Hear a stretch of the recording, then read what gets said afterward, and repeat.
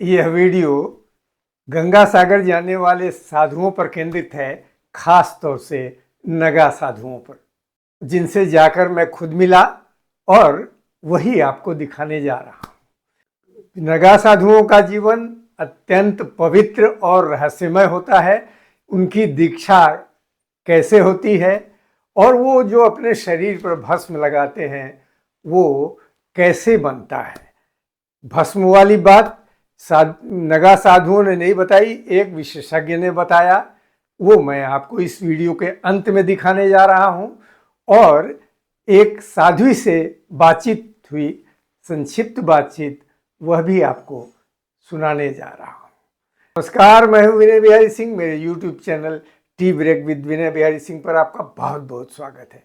आइए चलते हैं और इस बेहद दिलचस्प वीडियो के बारे में और डिटेल में जानते हैं। एक नगा साधु ने बताया कि उनकी दीक्षा 6 दिनों तक चलती है और उसमें बहुत सारी पवित्र प्रक्रियाएं चलती रहती हैं। उसके बारे में आम आदमी को कुछ भी नहीं बताया जाता और उसका पता भी नहीं चल सकता।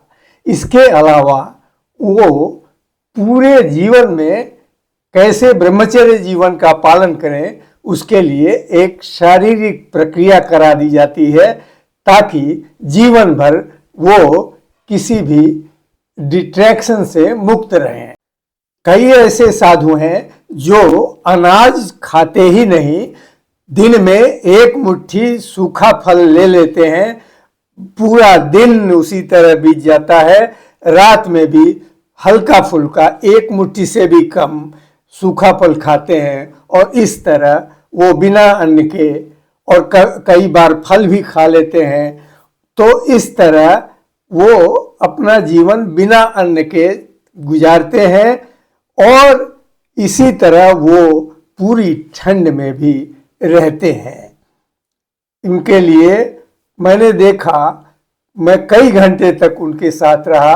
एक बार भी उठकर वो बाथरूम करने नहीं गए, पेशाब करने नहीं गए और उनके भीतर एक कठोर संयम का तत्व देखने को मिला।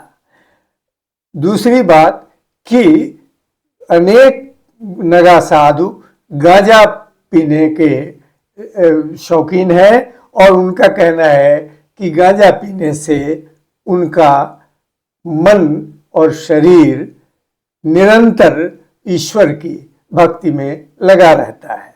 लेकिन सामान्य आदमी के लिए उन्होंने मना किया कि किसी भी नशे में नहीं जाना चाहिए, छूना भी नहीं चाहिए। आइए आगे चलते हैं और गंगा सागर मेले में जाने वाले साधुओं का कोलकाता में कैंप कैसा है और वहां नागा साधु क्या कर रहे हैं, देखते हैं। कोलकाता के धर्मतल्ला से बाबू घाट जाने वाली बसों के रास्ते में ईडन गार्डन के सामने ये गंगा सागर जाने वाले मेलार्थियों के लिए कैंप बना है। इसे पश्चिम बंगाल सरकार ने बनाया है। यहीं पर संत टिके हुए हैं, साधु संत नगा साधु। घनघोर कड़ाके की ठंड में नंगे बदन सिर्फ भभूत लगाए हुए लोगों को आशीर्वाद दे रहे हैं। इन साधु बाबा ने मुझसे कहा, आप अगले जन्म में मोक्ष पाएंगे। ये साधु बाबा हैं, ये सिर्फ आशीर्वाद दे रहे थे जी, भगवान का नाम लो और आनंद में रहो, ऐसा कह रहे थे। आगे बढ़ते हैं और हम आगे एक जूना अखाड़े की माता जी से मिलेंगे, उनसे बातचीत सुनेंगे। तो आइए आगे बढ़ते हैं। साधु बाबा ये खड़े हुए हैं। साधु बाबा बिल्कुल कई वर्षों से इन्होंने मुझसे बातचीत से इनकार किया, लेकिन झूले के सहारे कई वर्षों से खड़े रहते हैं, चाय पी रहे हैं। भी एक साधु बाबा है, झूले के सहारे खड़े रहते हैं और कई वर्षों से खड़े हैं। आगे बढ़ते हैं और ये साधु बाबा निरंतर खड़े हैं और मन ही मन आशय ये माता जी से आइए बातचीत करते हैं। माता जी आप किस अखाड़े से हैं? ओम नमो नारायण। ओम गुरुजी ओम नमो नारायण।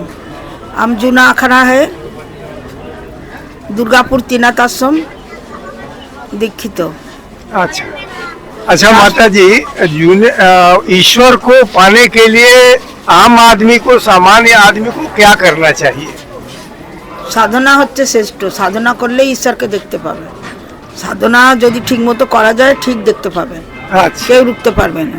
कैसी साधना करनी चाहिए माता जी? आप जैसे साधना करेगा ऐसे ही मिलेगा भगवान। आप कहाँ साधना करेगा, সাধনার মতো সাধনা করতে হবে। ভগবানকে পাওয়ার জন্য মানুষ অনেক কিছু করছে, কিন্তু জোর করে কিছু পাওয়া যায় না। ঈশ্বরের কৃপা যার উপরে থাকে সেই পায়।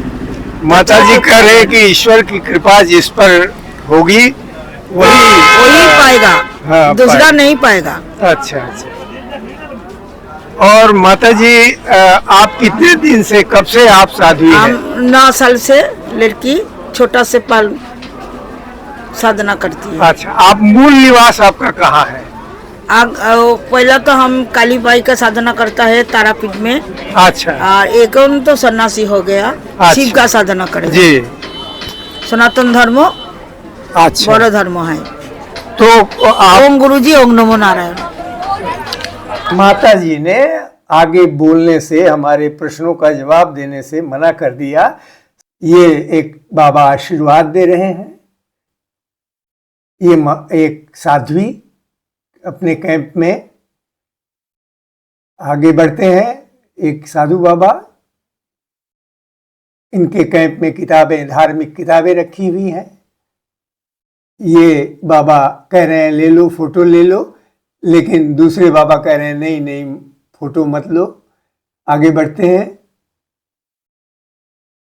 ये एक बाबा है,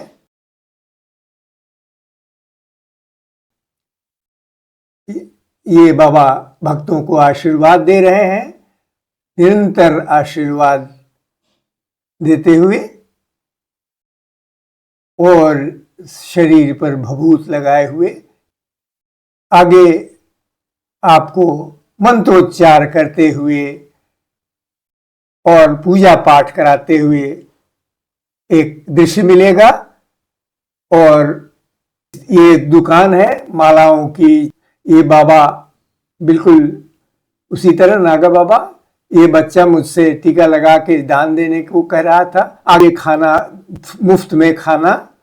आगे मंत्र सुने।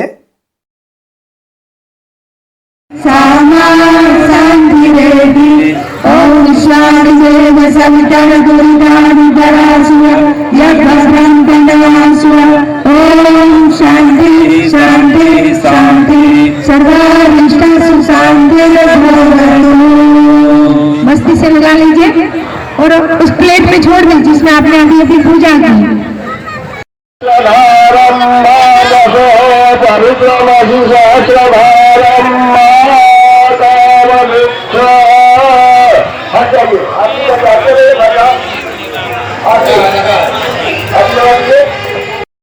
नागा बाबा के लोगों के शरीर पर लगने वाली राख कैसे बनती है? एक हवन कुंड में पीपल, पाकड़, बेलपत्र, केला, चंदन और गाय का गोबर को जलाकर राख बनाई जाती है।